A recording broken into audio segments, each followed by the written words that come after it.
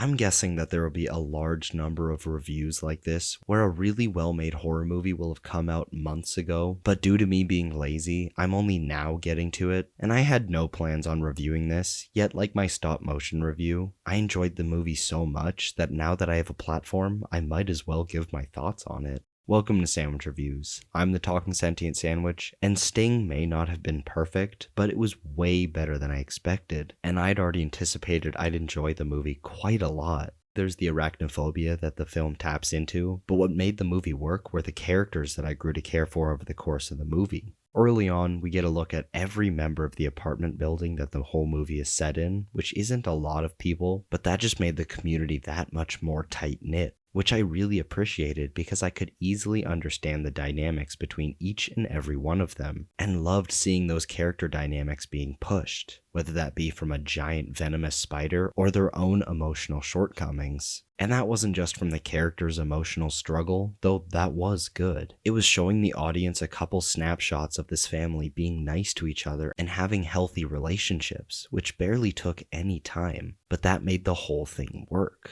So later on, when that main family's relationship started breaking down, I really wanted to see them being happy again. Having people like that, whose drama I can get behind, is what shapes the horror and makes me scared. Anything frightening that happens is competently made, working within the low budget and using a really well shot puppet, but it was my desperate need for the main family to have a happy ending that terrified me. Also, not that it's too important, but there are some incredibly big air ducts in this movie, like comically big. Though, having them big enough for people to crawl through is something that even early on I could tell would be important, so I was willing to give it a pass. But with all that being said, if you're a fan of really well-made lower budget horror movies, check out Sting.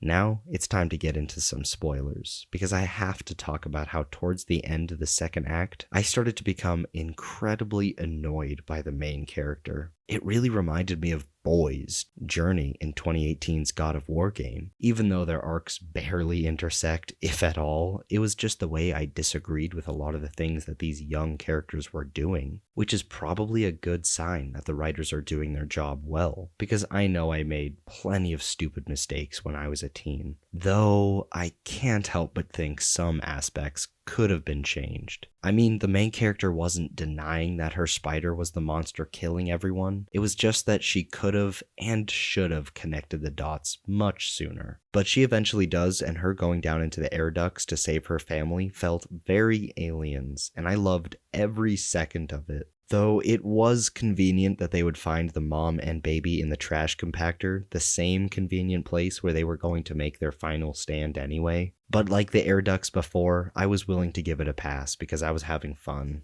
But if you've seen Sting, let me know your thoughts down in the comments. And if you haven't seen it, and you've still stuck around until the end of this review, have an extra sandwich just for you. And for everyone, thanks for watching. Make sure to leave a like, subscribe for weekly video essays and reviews, and enjoy a delicious sandwich.